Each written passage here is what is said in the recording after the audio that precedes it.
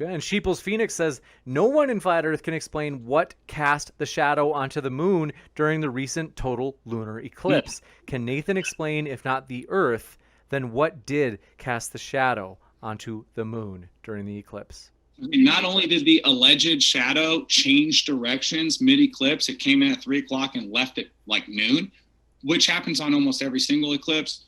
Well, you can't predict eclipses on a heliocentric model because they say the redness caused on the moon, because everyone knows shadows are dark. They got to have an explanation for why the moon is glowing red. And you're asking me about the shadow, which is glowing red.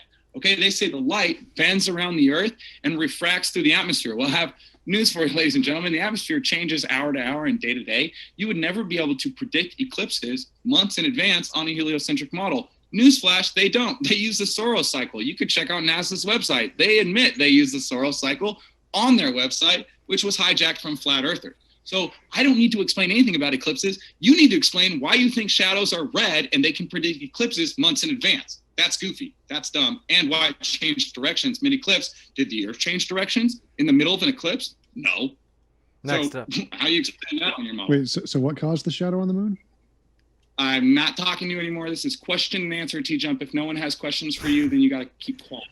Well, but to be fair, that was their original question. They said, what cast the shadow onto the moon during the recent total lunar eclipse? If not the Earth, what did do it? So they're asking, like, do you have an alternative that they're looking for? Yeah, it's not a shadow.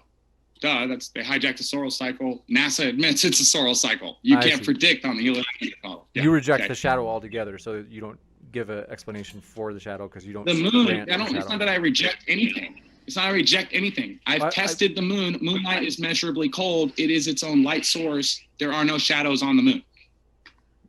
Gotcha. I was just saying that you don't concede that there was a shadow. I wasn't saying you necessarily reject it.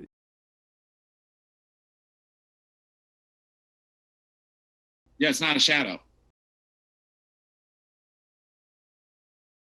Yeah, it's not a shadow. Yeah, it's not a shadow. Yeah, it's not a shadow. Yeah, it's not a shadow. Yeah, it's not a shadow. Gotcha. I was just saying that you don't concede that there was a shadow.